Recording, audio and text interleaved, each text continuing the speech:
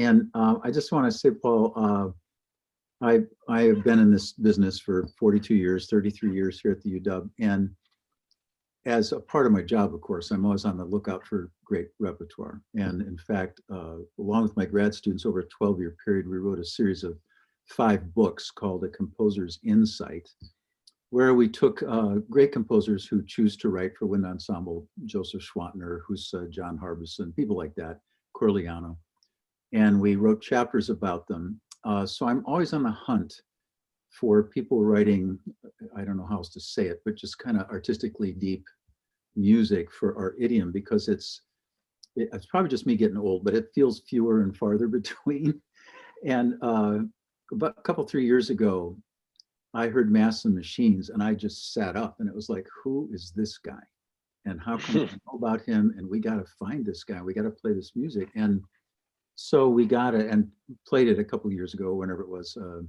And the students loved it, and it was just magnificent. And so I really respect what you're doing. And one of the things that we wanted to do here is to get guys that are more, and gals that are more at the beginning of their career, in terms of, again, we're with Joe Schwantner, who's 77.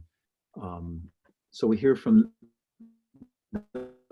wisdom from the ages, and now we're in a new age, and maybe exacerbated by this quarantine, even the age of more artificially produced music and the synthesis of the two, and you're just perfect for that. So thank you again so much for agreeing to be here. So what we're going to do, the way we kind of roll here, is we sort of do this in 3 parts roughly. The first part, we kind of want to hear about your journey, and one of the things that I've asked our guests to tell us about is not just like their resume and their professional achievements, but the path and what that was like. And of course, we've heard all these wonderful stories about rejection and doors being slammed in faces and all the rest of it. Because students, as you may remember, have a tendency to look at people like yourself as someone who has had, a silver spoon in your mouth your whole life, and everything's just rolled the way you wanted it. And so I think it's been real helpful to them, especially during this time that we're going through, which is a hard time, to hear that it's not as easy as it looks, and that there's a lot to learn in the trouble while you're getting to where you want to get. So then after that, I want to talk about your process, your creative process. And so many of the composers have done such a great job of giving all of the people in this wind ensemble just basic initial compositional, creative, inspirational, whatever it is that works for you in terms of your skill set and parameters. It's really helped instigate them for certain folks. So we want to hear about that. And then at the end, of course, we want to allow some time for questions. And I promise I won't keep you for more than about an hour, if that's all right. And that's great. If that's too long, you let me know.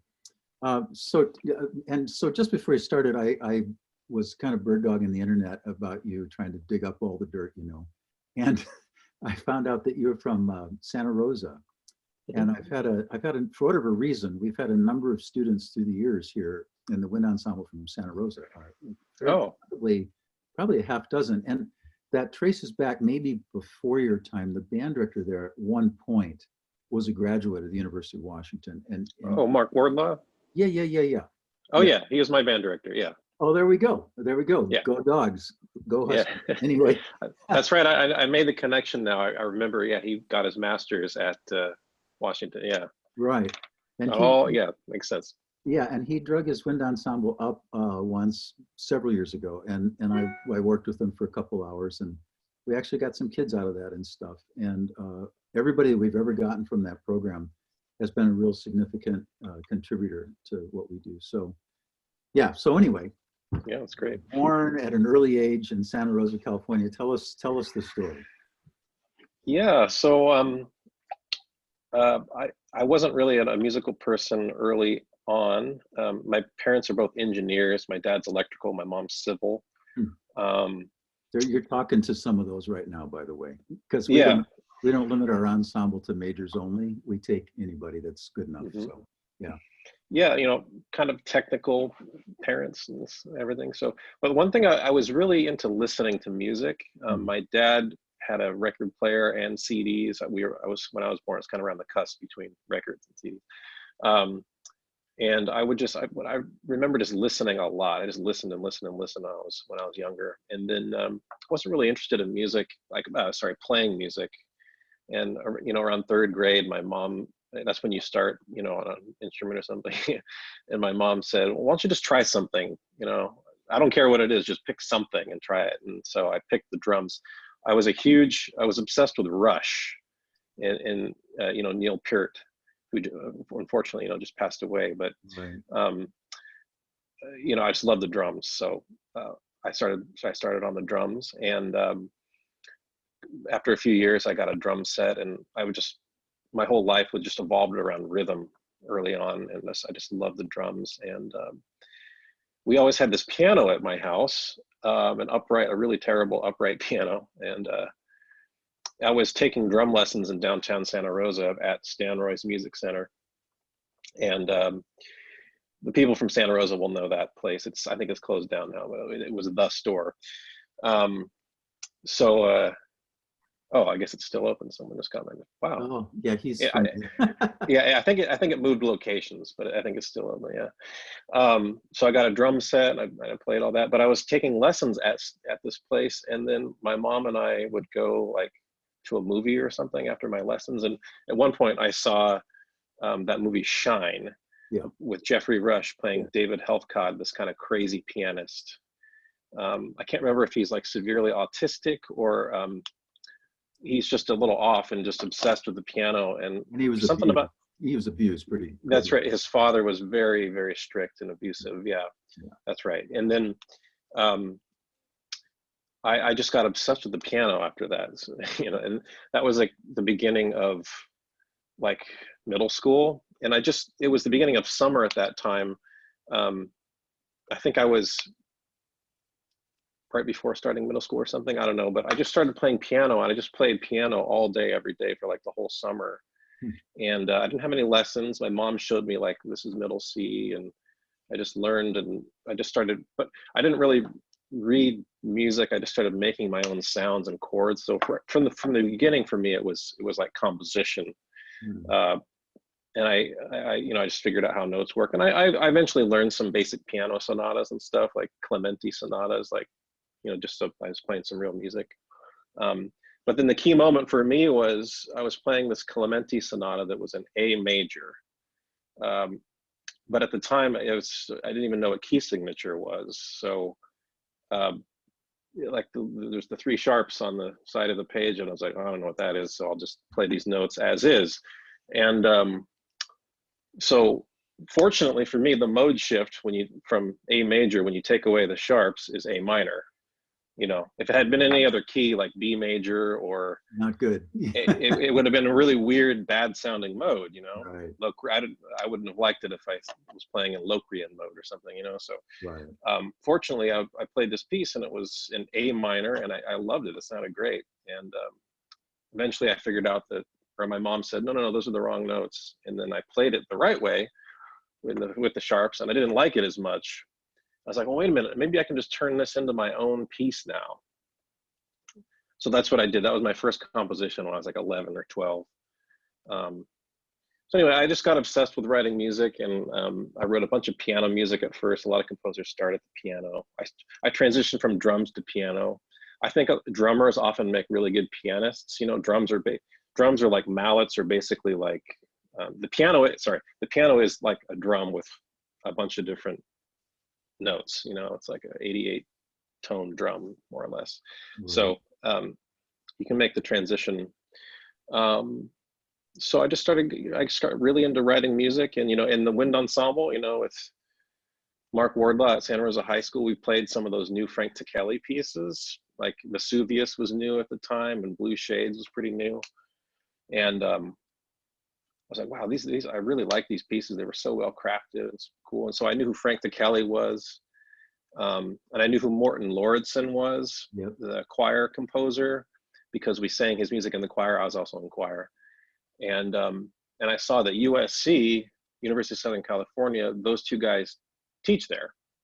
I think Morton Lauridsen just retired, but they teach there. I was like, well, I want to go to school there. So I worked on making a composition portfolio, and I got my three pieces by the time I was like 17 years old, and which was really hard to like write three whole pieces, you know, Right.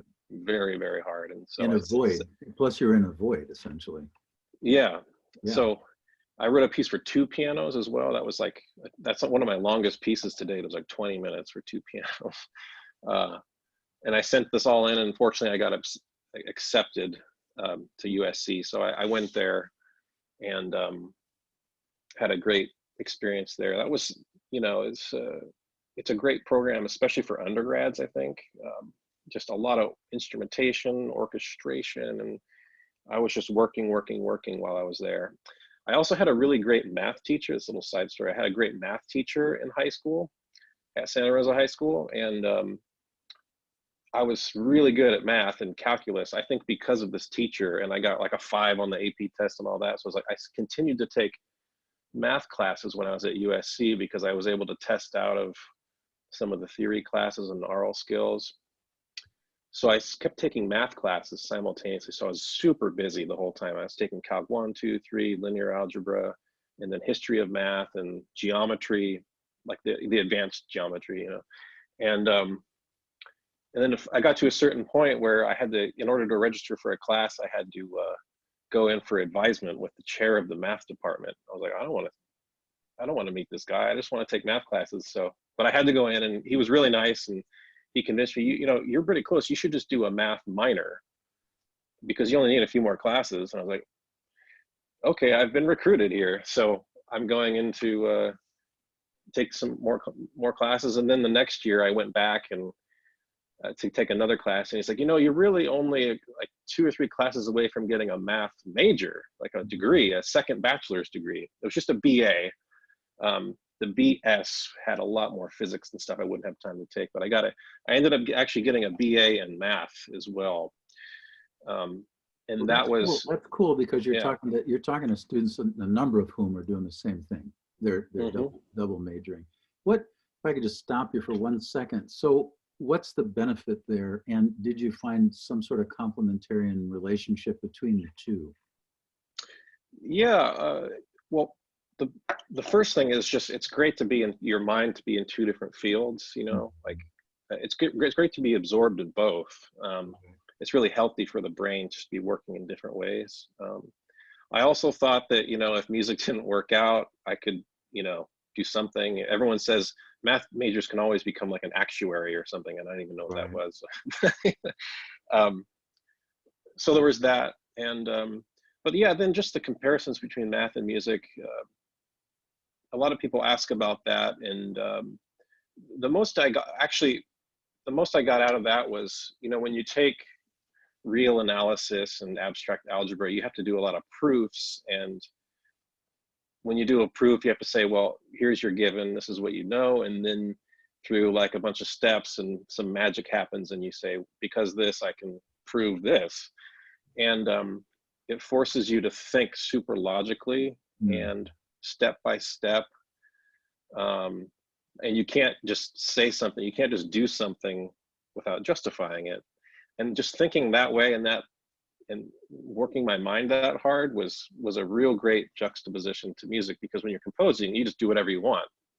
So having both of those, because I think, you know, great composers, you got to be able to do both those things. You got to be able to like just be free and do whatever you want, but then also turn on part 2 or the B side, you know, and be a super analytical and precise person to like, that's like when you really make the piece final and perfect, you know, you go into kind of the math mode. So what I got out of math was that sort of rigorous logic and you know, thought process. And it really informs like my orchestration, for example. Like I said, when I'm orchestrating something and these instruments are playing, and this, well, if these instruments are playing, well, that means that this next session, maybe these instruments are going to play this, or these instruments can't do this because they just did this, or, you know, just thinking logically, like if this, then this, and they did this. So just, if you've never thought that way, you know,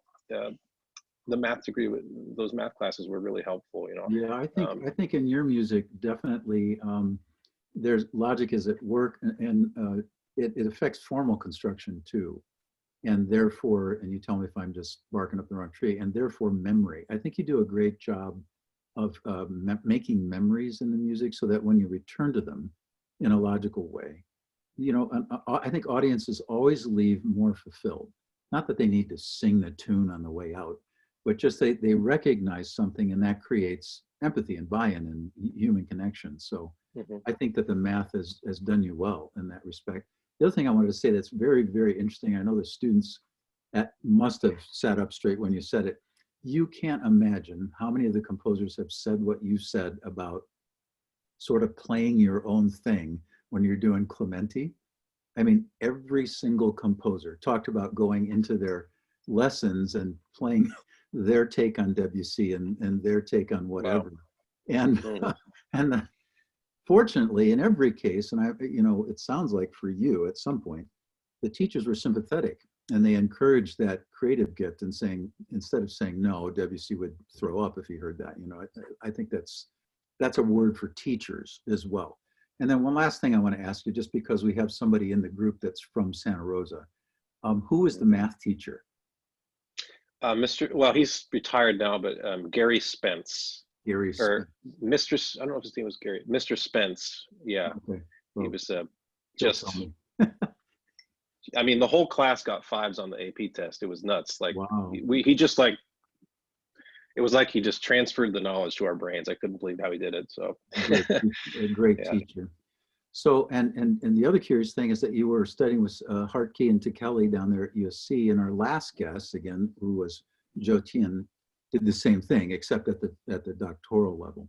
So back to the story. You're at USC, double majoring, going crazy. Tell us the rest of it. Yeah. I should back up real fast because it was really important to me. I did have a really, really, really important teacher in high school. I forgot to mention his name's Doc Collins, and he's sort of like, he was like in some bands and he's an improviser. I had a teacher, because what I'm going to talk about is like, you have to have mentors. And yeah. I was so lucky with my first mentor. He didn't teach me how to play the piano. I mean, he didn't really, he could play the piano, but he was just an improviser. He didn't really read music. So I studied with this guy Doc for 4 years, and he was almost, at the time I started when I was like 12 years old. I studied with him maybe like 13 through 17 or 18, and those are like really important years in development. Like when you're like 13, 14, then you go into high school, like your mind is changing and so much. And I had this teacher. He was almost like a therapist in a way. But also a teacher, and we would just talk about creativity. And I ended up doing lots of arrangements of Beatles tunes and like Bruce Hornsby and who else? I did a bunch of arrangements, and just we would improvise together. He had 2 pianos, and just a really, really creative teacher and a life-changing teacher. And I really wouldn't have gone, gotten to where I was without that teacher. And he was really perfect for me. He wasn't at the high school. He was just a teacher in the community. Am I right about that?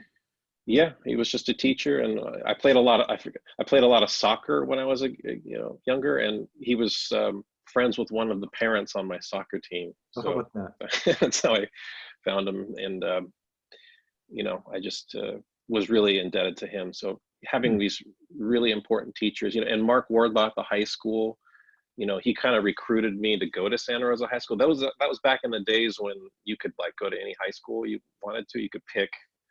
Now you can't do that in Santa Rosa, but he was really important. The band director there at the high school, and so then at USC, Frank Tekeli was a great mentor, and I studied with Stephen Hartke my freshman year, which was terrifying. Stephen Hartke's a very serious composer. Right. So that was more fear than anything. Frank Tekeli's very warm and welcoming, so that was great. But I finished at USC, and I had the math degree and the composition degree, and I was ready to just finally focus on composition in my graduate work. And I went to the University of Michigan, and where I still am now.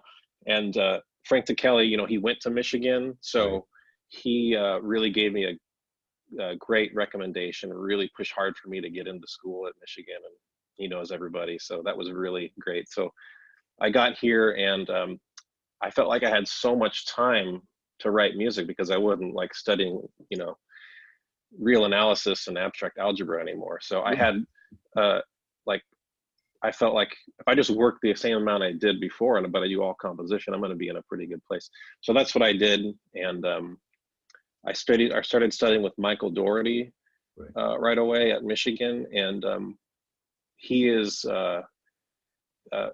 probably, you know, him and Doc Collins, you know, my first teacher, we were the most important teachers. He's like just a pretty amazing mentor and kind of all-encompassing teacher. And he really lives in the world of composition. So his whole reality just revolves around being in contemporary music. And so, you know, he'll just call on the phone, and I was thinking about this piece by this person, and just, you know, just talk about a piece because it was on his mind, you know, it was just, and just experiencing that, and being able to show him my music at any time. And he's a very hands-on in the composition lessons. So there's a lot of different ways for those of you that comp majors are doing composition here. You know, there's a lot of different ways you can teach composition. You can have just like a conversation about what you're trying to do, and you can also really, you know, work on the music. And a lot of composition lessons are sort of a blend of both of those, you know. Right. And Michael Dougherty kind of falls on the side of like, just we're going to work on the music. You know, you go into the lesson and do a save as, so you have a backup, you know, and then your piece gets completely destroyed and put back together. Right. And I remember going to my first lesson with Michael Dougherty, and it went long, like double time. It was like 2 hours, and I just felt like I had to crash and take a nap after the lesson. It was so intense, and like the amount of, I was writing a piano trio. We completely ripped it apart and deleted half of it and then repeated stuff. And we like constructed this really interesting thing. And it was just so much overwhelming information, and it worked so well at the same time. It was just, you know, absorbing how a master works, you know, and then getting to study with him for like 5 years. I mean, it was, you know, pretty incredible. So you know, having really, really dedicated teachers is really important. And you know, there are a lot of composers that are amazing composers, like world famous composers, but they're not necessarily the greatest teacher, you know. And then you have the opposite as well. But Michael Dougherty is one of those, you know, just world-class composers. He's one of the most performed composers in the world, but he's also a pretty amazing teacher. So finding someone that really works for you is really important. And he was the reason I went to Michigan, you know, find that teacher. Yeah, so what's really neat about what you're talking about is also because there are music ed students in the group who are going to be teachers. What's been interesting to me, and I'm sure the students have picked up on this, is that you're talking about the humanity of each one of these people. And so when I say, you know, what was that like, what comes out is the human quality and how that shaped you, certainly as a teacher in the years to come. So can we back up just a touch and tell me what some musical takeaways were relative to maybe their process and how that informed you, or their support of your own process and how they expanded that? Yeah, well, like with Michael Dougherty, I just learned through watching the decisions that he makes. And I remember, like, for example, like working on that piano trio, you know, I was a grad student. I was trying to do some a little bit experimental avant-garde stuff and just seeing where that would take me. And I had like the piano playing really loud and like a violin melody up above it. That would work fine. And then I had like the cello playing some weird string harmonics. And he said, well, what's all this, you know, string harmonic stuff? Why do you need that? You're not going to hear any of that. The piano's playing loud, you know. If it's string harmonics, you know, it's just got to be that, or like the piano real soft or something. So he said, okay, just select all that, delete, you know. I was like, you know, and I had really worked on that for quite a while. Right. Just pulled the chain.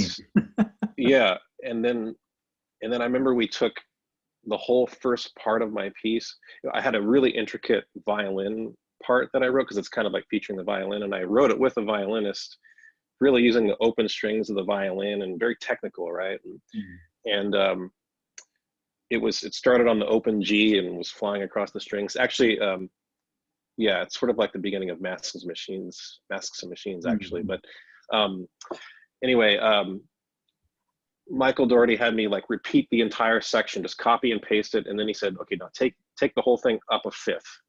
I was like, "Okay, well," and then it had a reason. Like, you know, if you're working with violin, the violin strings are tuned in fifths, right? So if you take a really intricate, technically written thing for the violin and you move it up a fifth, it's probably going to work pretty well because all of the open string and idiomatic stuff you've written for the violin just transfers over to the next strings. And that was like light bulb, you know, I'm just describing how I learned through doing something. And then we constructed a whole ending of the piece, like a minute and a half of music during one lesson. And that ended up being the piece, you know? So just, so the takeaways from that were some technical things about how instruments work and everything, but also like being able to delete an entire section of music, letting things go, saving things for later, taking what you have and reusing it over and over. Michael would always say, you know, the solution to your piece is already in your piece. Like, you don't have to write any more music. We just need to use what you have and make this because there's already enough information here. If you have more information, it's going to be too much for the listener. So, you know, just experiencing that and doing that in person was really meaningful and beneficial to me. So just things like that. And if you know Michael's music, just the tightness of the structure, there's nothing there that doesn't need to be there. Yeah, there's no flow. And so that can be a real problem for young composers. Like, there's a lot of stuff that doesn't need to be there. Right. You know, if you, like Michael would always say, you know, if you just go look at Trike 5, you know, like the whole score fits onto a pocket score, and it sounds unbelievable. You know, it's because everything is exactly where it should be. So just kind of absorbing those concepts of clarity and cleanliness, over time. It sounds like he was really able to help you achieve clarity of intent. That's what I was going to say, that he could see what you were up to. And for whatever reason, of course, part of that is just being young and new at it, is that you're just dressing it up a lot. And he was just saying, no, your original idea is great. This is great. Let it be what it is. That's what it sounds like. And along with technical advice. Well, that's really great. So how did you bump into this wind band thing? What was the impetus there? I mean, there's some obvious ones. The fact that Kelly has written 100 million things for wind band, and certainly Michael Dougherty. What was your predilection there? Why did you decide to go that route? Because that can be a compositional career death knell for some people. Yeah. Well, when we could talk about that a whole bunch, that's a whole other thing. But no, it's funny, you know, I got my undergrad at USC, and no one at USC wrote anything for wind ensemble. You have one of the most famous composers of wind ensemble teaching there, and not a single student wrote a wind ensemble piece the entire time I was there. Wow. It's just insane, for lack of a better word. But I always loved wind ensemble. I played in wind ensemble, so I think having played in wind ensemble, I played drums in wind ensemble, timpani and mallets and snare and stuff. Being in the wind ensemble for 4 years, I kind of had a little bit of ear for it, so that really helped. But you know, at Michigan, when I got to Michigan, you write a master's thesis, which is a large ensemble piece, and almost everyone writes a piece for orchestra because they guarantee you a performance. It's really a cool perk for doing a graduate degree at Michigan, because you write a piece for orchestra and the orchestra plays it, and you get a great recording and a video and everything. And so I thought about starting to do that, and I had one of my lessons with Michael Dougherty, and he said, "Why don't you write a wind ensemble piece?" And I was like, "Oh, that's an interesting idea." And it's just one of those things where I just hadn't really thought about it, and but there was no reason for me not to do it. And I had a background in wind ensemble. I was like, all right, sure. You know, I'll do it. So I wrote a piece called El Mirador, which has since been withdrawn. But uh, I worked on the piece for like a year, and it was like just a learning piece, Mhm. So and actually the concert band at Michigan played it, and so I got a recording, and got to hear it and everything. So but then after that, I didn't, for a couple of years I didn't do anything for wind ensemble, and I kept writing for orchestra and small orchestra and stuff. And I had this piece, it was sort of my breakout piece called Point Blank. Mhm. And uh, I had it performed by the Cabrillo Festival Orchestra Oh, wow. in Santa Cruz, which is a contemporary music festival in Yes. Santa Cruz. Mhm. And there's a whole side story with that. It's kind of competitive. You get selected as a young composer, and then they perform your piece, and it's conducted by two different conductors. So you get two Wow. performances by different Wow. conductors. It's really cool. Yeah. And the only reason I got into that festival was because Michael Dougherty was the mentor, the guest for the festival that year.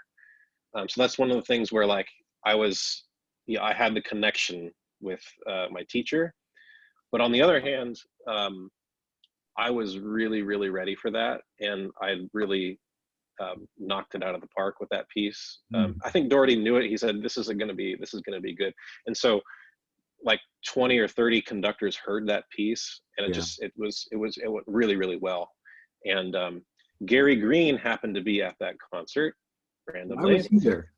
Yeah, all the way That's from funny. Miami. So Gary Huh. Green's the band director emeritus of University of Miami, very important conductor, and has Very old friend of commissioned. mine. I've known him for 40 years. We're close friends. Yeah, Why has was he there? commissioned.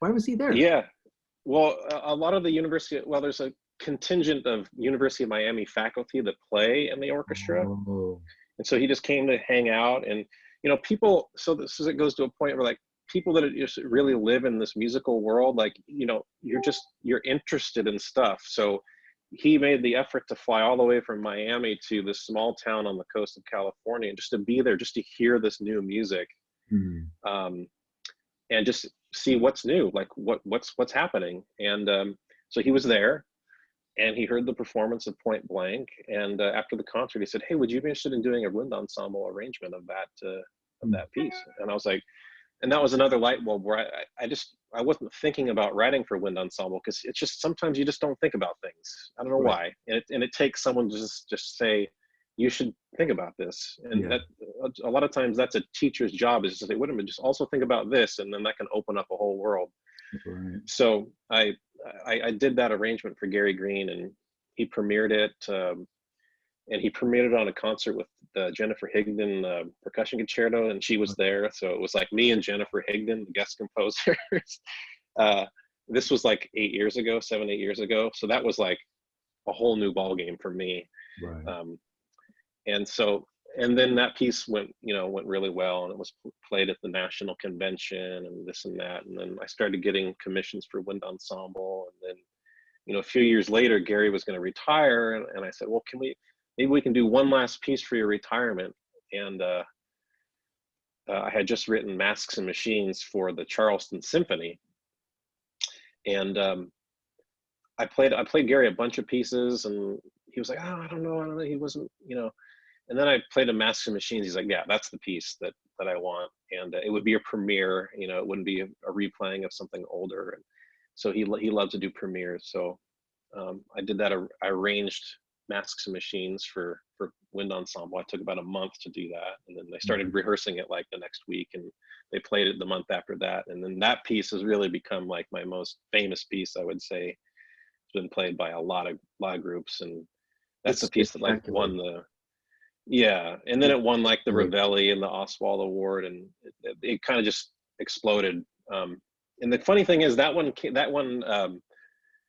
came together so fast, like I saw Gary Green at Midwest, and we just had lunch, and I showed him some scores. And then, Midwest is in late December, and he said, well, can you do the arrangement? We start back up like January, 15th or something. So I did it. I just, I worked all through, winter break, and I did that arrangement, and So that piece in point blank, kind of put me on the wind ensemble map. And I could talk a lot about writing for wind ensemble and what I've learned, and it's to summarize it all. I mean, it's really hard to write for wind ensemble, to make Why? the band sound good. Why? Um, um, it's just that the range of colors and the lack of like good sounding unisons is really forces you to be super precise with how you orchestrate and how you voice things. Mhm. And so that's like you could be done writing a piece, the piece is done, but the orchestration and voicing of the music could take just as long, if not longer, than the composition, because Sure. the wind ensemble is so complex. And like for example with strings, you could put the entire orchestra just playing the same note, all the string instruments, or an octave or something. That's going to sound great. In fact, that's kind of how you want to write for strings. They sound Right. great when they play the same notes. If you take like all the woodwinds and all the, it's just in the saxophones, it's not that great of a sound. No. Um, Dogs and uh, cats living together. That's what I always say. yeah. So you need to add notes. You need to voice. You need to enrich the harmony. Yeah. And this is something I learned from Doherty too. Just if you have like 4 clarinets in a band, maybe they're doubled. Like try to get all those clarinets playing different notes. It will Right. sound really sonorous. And then the oboes are all playing different notes. The flutes are all playing different notes. And then if they can all be playing different notes, you can have this just gorgeously voiced stacked chord. I mean, that's kind of like where your mind wants to be when you write for band. And then use the unisons more as a special effect. Like, Right. okay, now you're gonna have all 8 clarinets play this melody together, and that'll be like a cool thing. Just this one part of the piece where they do that, rather than it just being the clarinets play together the whole time. Right. So Right. I've really learned a lot about writing for wind ensemble and just trying new things. And it's just for composers, you're not going to you're really probably not going to succeed the first time you write for wind ensemble. So it's just overwhelmingly difficult to write. With orchestra, you can kind of succeed because strings are kind of going to sound good, more or less, even if the notes are not organized all that well, especially if it's a good orchestra, it'll be fine, but more or less. But wind ensemble, there's nowhere to hide. Yeah. So anyway, So the aesthetic of that piece is interesting to me, in that it's kind of, Renaissance, sort of a future looking, sort of a Renaissance vibe in it from time to time. Where does all that come from? What did you have source material? What were you thinking about there? Yeah. So just a little bit about the creative process. I'm just always looking for something to get me started writing a piece. I don't like to just start with an empty computer screen Right. or blank page. I was like, okay, I'm going to put a note down now. I like to have a concept or some kind of framework. So, as I mentioned, Masks and Machines was written for the Charleston Symphony. And on that premiere concert, they were also playing Puccinella by Stravinsky. Right. And that is a concerto grosso. I was like, okay, well, what's a concerto grosso? And so it turns out a concerto grosso is something where you have a bunch of soloists that play with, they kind of play a little solo section together, and then they join the rest of the orchestra. The orchestra plays together, and then the soloists come back. It's kind of this dialogue between the soloists and the orchestra. You feature, in Baroque music, it was usually like featuring 2 violins and a cello. They would play, and then they would play with the whole orchestra, and then back and forth. It was simple, right? And so Stravinsky wrote this concerto grosso, Puccinella, and it sounds like a Baroque piece, but with kind of a modern twist on it. Right. I said, what's going on there? So it turns out that Stravinsky took some older music. He took some music of the composer Pergolesi, an Italian Baroque composer. Yeah. And he just kind of put the music on his desk, and he started like reorienting the notes and changing things around, and just making it more modern sounding. And he processed the music enough so it kind of sounded like his own piece, but also with a foot in the past. And I said, well, that's a pretty interesting way to compose music. It's sort of like it's a process, sort of like you think of like fugue as a process. How do you do it? So I said, I'm going to try to do a piece like that. Mm. And then, so I started listening to a lot of different concerti grossi, and I listened to, you know, all the Corelli concertos. They're just stunning. I mean, Right.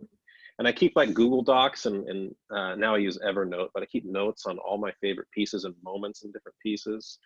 So I have this catalog of all my favorite moments in Corelli concertos, and I listen to all the Handel concertos. And so I actually took some of the music.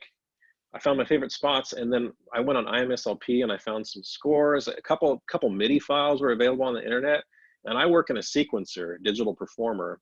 I put them into my computer, and I just started like messing with the notes, just like Stravinsky did.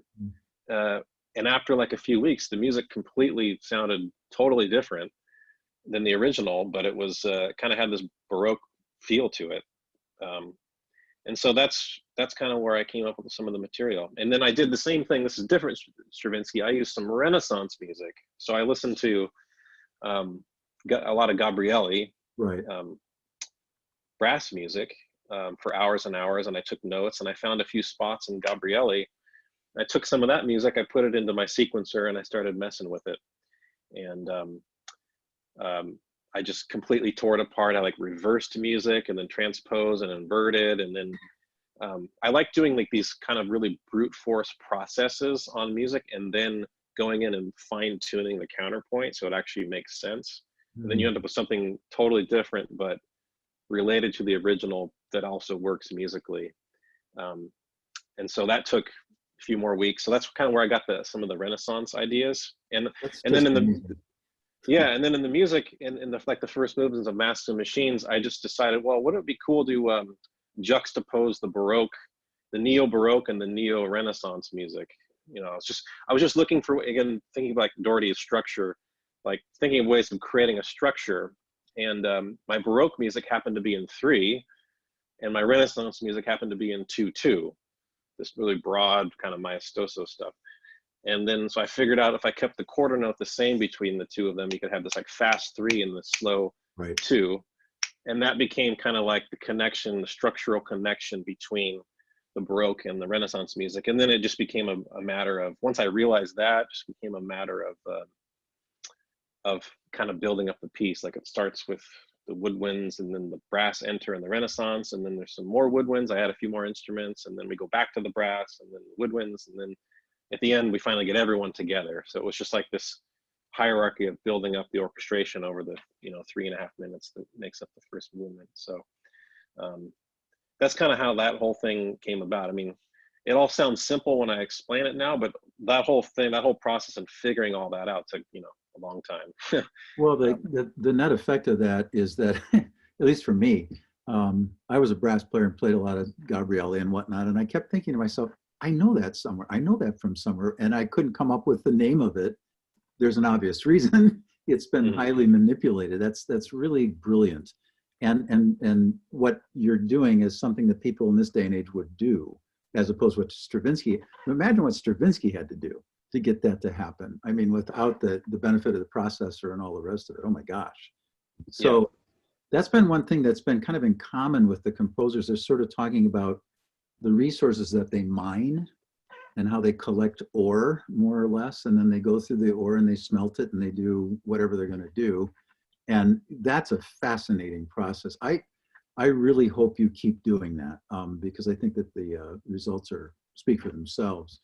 So from Mass and Machines, everything kind of jumped for you. Am I right about that, relative to the band world anyway? Yeah, that really put me on the map with that piece. Yeah. Yeah. And so, I think, I think a lot of colleges, most of the kind of colleges that can play the piece, it's difficult. Most of the colleges that can play it have played it at this point, So that's gotten me a lot of exposure. Yeah, well, we're going to play it again just as soon as enough time has passed. You can write it down. So I just love it. Well, I want to give the students opportunity to ask some questions here. Chris, are you moderating? Is that true? Just asking one of the grad students. Yeah, I'll moderate, Professor. Awesome, awesome. But just before we get to that, while they're collecting themselves and collecting questions, can you give some advice to people who are starting down this particular path of, composition, and just parameters, things that help jumpstart you. You've already talked about like this last thing in detail, obviously, but anything else that you might want to pass along? Yeah, I mean, it's very tricky. I mean, with composition, you have to be um, committed to doing it like for a long time. Right. Um, I remember because it's going to take a while to like just to kind of cultivate your creativity and your style. And I'm still doing it myself, but just to get to a place where you're ready to really be on the map and everything, it just takes a long time. It's not like violin where you can by the 18 you can be master and be a world famous soloist around the world. I mean, notice that there's very few composers that are like that. Right. And usually when they are, they end up having a kind of a psychological breakdown, or they die young, like Right. our friend Mozart. Right. So, it just takes a long time. And I remember like when I was a master's student, I wasn't even sure I wanted to do a doctorate. I said, well, by the time I finish my master's, I will, I'll be like ready to like go into the real world and make a living as a composer. And it's so naive. Right. And by the time, a year passed and you start to think about the doctorate, I was like, okay, yeah, I mean, there's so much more I can learn and more time I need. So I did my doctorate. And, um, when I finished my doctorate, I got super lucky that they hired me to teach these electronic music classes. I only teach 2 classes and I'm not a tenure track professor. Um, so I don't make very much money from the university. Um, so that's good to have a little extra money. Like when you graduate, if you're committed to doing music and like composition, having your gig, where you can make a little bit of money to kind of just pay the bills, that's a really great thing. And then for me, like my gig was part-time, so I only teach 2 classes, so just Monday, Wednesday for 3 hours.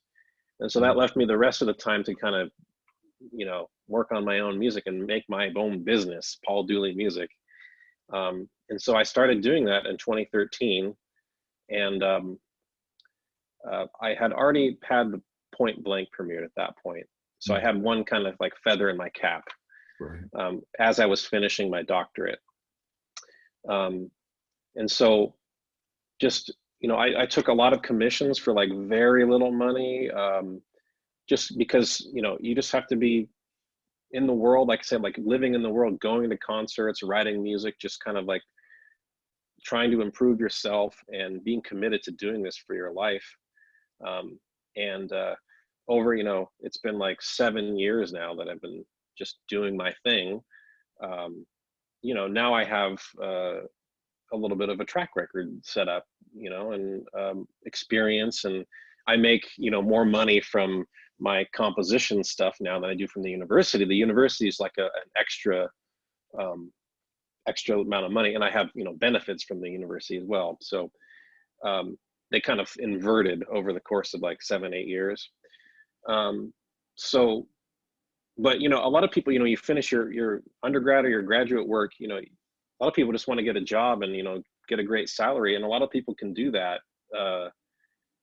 My roommates from USC are all like multimillionaires now, and my best friend from childhood is insanely wealthy as an investment banker. You see like your friends making all this money and stuff, and um,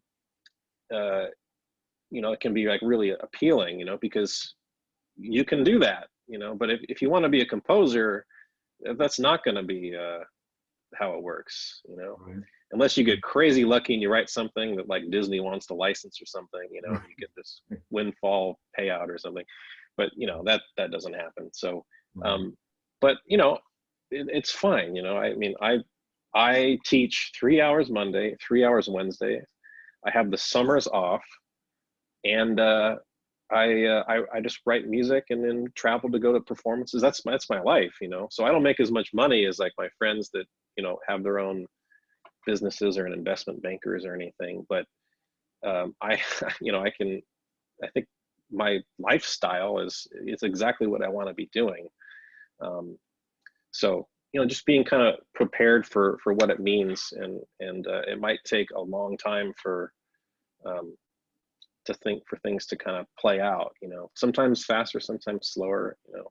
Yeah, it's such an embedded value in American society that money equals happiness. And so if you get a degree and you go out and you're making 150K right out the door, then you're going to be fine. Everything's going to be great. And I know some insanely wealthy people too. And so far, I haven't seen money equal happiness in many of their lives. And so that's one thing I try to talk to students about all the time. You got to follow your passion, and that's what you've done. And so it sounds like there were some lean years, but you didn't give up. That's kind of the point. Right. Yeah, just continuing, keep on going. Yeah. Yeah, just keep hammering. Do you have any, just before we get to them, I was just going to ask one just detail. Did you study with Bill Bolcom, or was he gone by the time you got to grad school? He retired my first year I was there. So he was there for the first year. But I've since worked with him quite a bit through Michael Haithcock connected us. And I worked on his, not the first symphony, his Concerto Grosso Right. for sax quartet and band. Yeah, so I did that. I did the orchestration and oh, that's nice. Flushed that whole thing out. It was a lot of work, but I worked pretty closely with him. He kind of sketched out what he wanted, and then I actually did it in the computer. And I worked with him on the Circus Overture too. I don't know if you know that piece. Yeah. I transcribed that one as well. So he lives just a couple miles from here. He's slowing down, but he's been a friend, after he retired. Yeah. For the students' sake, Bill Bolcom is a proud Husky, actually graduated the University. That's right, yeah. And was actually, the university has a designation they call Alumnus Summa Dignatus, which they give every year at commencement for an outstanding alumni that's done something amazing in the world. And Bill, of course, has won Pulitzer Prize and Grammys and on and on. So I think it was about in the late 90s, he was the Alumnus Summa Dignatus. We had fun when he came to town. But anyway, that's neat. Okay. And then what else? Are you working on anything these days for WINS? Is there anything in the cooker? Well, I just finished a piece to celebrate Westlake High School in Texas. That's Carrie Taylor, their 50th anniversary. I wrote like a march, a waltz march. It's a fast 3/4 march. And I really took a deep dive on Sousa. I studied all the Sousa marches because I'd never really done that, and looked at the orchestration. And so I wanted to write a march, just kind of like, again, coming up with a frame of reference. And so I wrote something. I'm pretty excited by it. It's pretty tuneful, even for me. And then at the moment, I'm working on this symphony that's commissioned by the SEC. Right. And I'm modeling the first movement after the first movement of Beethoven 5. Oh my. So I'm trying to write a sonata and then an extended coda, right? Wow. So that's quite, he's pretty intimidating. Yeah. To kind of follow. It's like, wow. So yeah. that's what I'm doing. Turns out he had it going on, basically. Yeah. He had it figured out. Yeah, he had it figured out. Well, all right, Chris, do we have questions for our distinguished guest at all? Yeah, I actually have a question. So thanks for being here, by the way, Paul. You mentioned sort of grinding out your professional life after getting out of school over the course of 7 years, and building it up to the point where you're making most of your money off of composition. Do you have any advice for students, especially people that are going to be graduating undergrad or grad school, into the world of music, as far as, especially on the professional side, building those connections and building up their resumes, especially if they don't, necessarily get a full-time orchestral position right away, or a full-time teaching gig at a university right off the bat? Is there any advice you have for people on that path to becoming secure in your career? Yeah, I guess I could say a few things that are a little bit more specific about living in the world that you want to be in. So, I mean, that can mean, if you're a performer or if you're a composer, like just going to concerts, right? I mean, sometimes that's not, we don't go to concerts, right? It's hard to get people to show up to concerts. You want to be going to concerts. And you know, after the concert, do you go and congratulate the performers?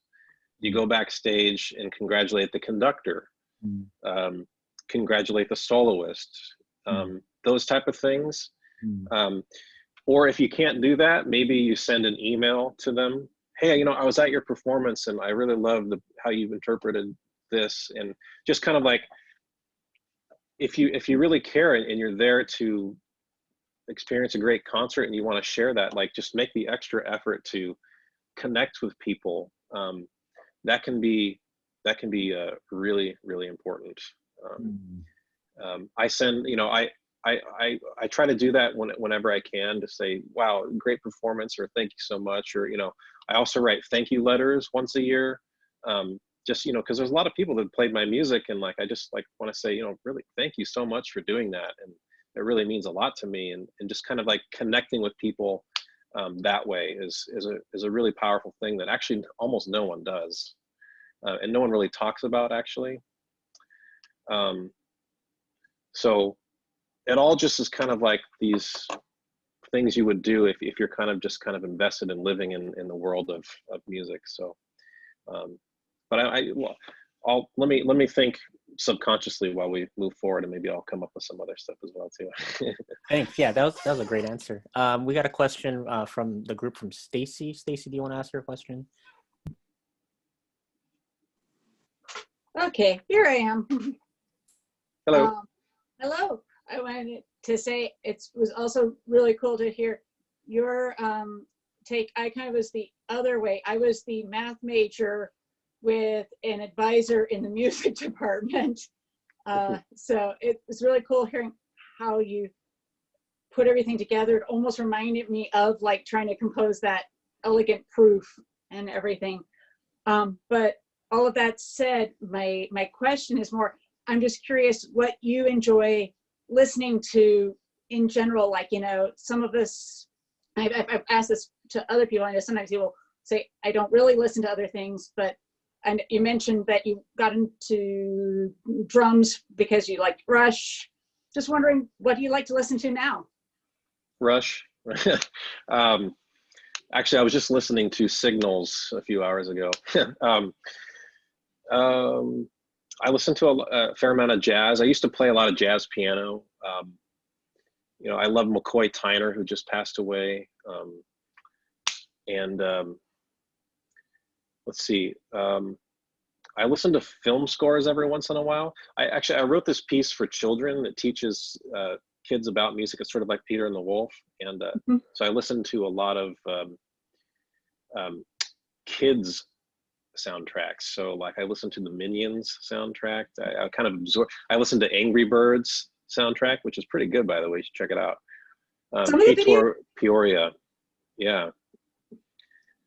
So just, and then several times per year, I just kind of just do it. I intentionally listen to things that I've never listened to. So, and it depends on what I'm writing. So like a few years back, I wrote a piano trio, Concerto Grosso, so the piano trio were the soloists. So I said, you know, I've never taken a deep dive on piano trios.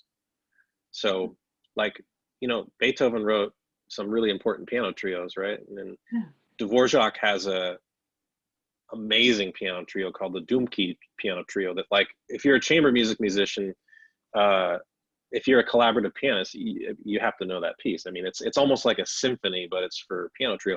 So I took a deep dive on piano trios and I studied all the scores. You know, I keep notes on everything. So if I want to go back and reference, so what I listen to just kind of depends on what I'm writing as well, just trying to absorb in the world. And also, you know, over the course of time, you do want to develop a repertoire and an understanding of a lot of different types of music, you know. So I always say that, you know, I've spent so much time writing music that I haven't listened to as much music, and like, so my knowledge of the repertoire is not as advanced as a lot of other composers. So if you're a composer and you study at Juilliard or Yale or something, and, you know, I went to Aspen and I was like hanging out with all these Juilliard composers, and like they just blew me out of the water with like, oh yeah, you know, the second movement of this piece, you know, and this, and then like William Schumann's, you know, Fourth Symphony, second movement, you know, what's the tempo? You know, what?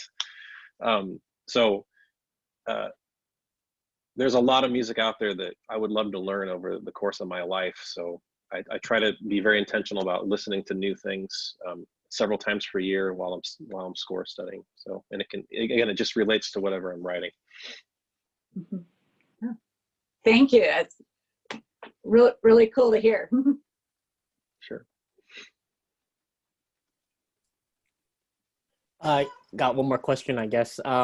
So from your composition teachers, to Kelly and Doherty and whatnot, how much of their style do you think made its way into your music? Was that a part of your lessons at all, or do you think that was totally separate from your studying with them? Yeah, I mean, everything you study and work through, I mean, it's going to influence you, and that's great, you know. It's sort of like, you know, when you compose with pencil and paper, that influences you, you know. If you compose with computer, that influences you. It's all good. Influence is good.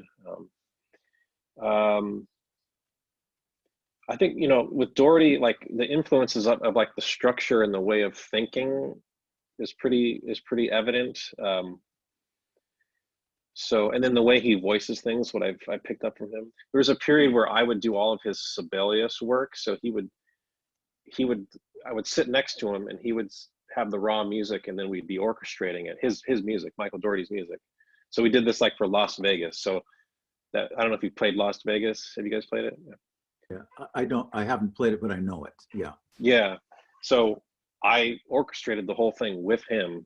Wow. So I saw him do it, and I actually put the notes into the flutes and I moved them around because he's not as fast. I'm really fast on the computer. I can just like whip things around and extract notes and stuff. So absorbing his orchestrational methods and stuff, I would say I've definitely done that. You know, Frank Kelly's music is a little bit more dangerous, I would say, because he has a super definitive style. Mm-hmm. So you have to be very careful about, you know, if you try to do some of those things, it's going to just sound like you're copying him. Right. You know, it's like the way he arpeggiates things, or he outlines chords, or the way the brass writing works, kind of outlining chords and staccato notes. You know, you have to be very careful about that.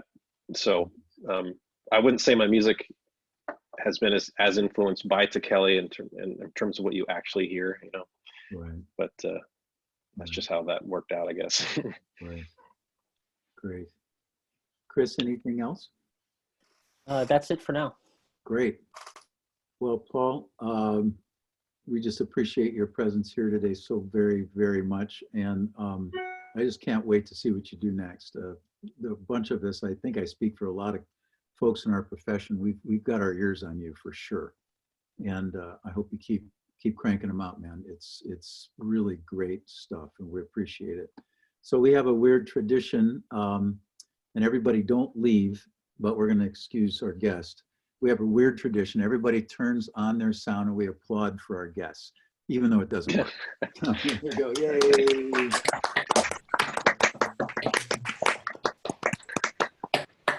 So thanks a lot, man, for being with us. We'll see you down the road. Appreciate it. Thanks so much, and thanks for playing my music, and it's been great to talk to you. Yeah, it's nice to meet you.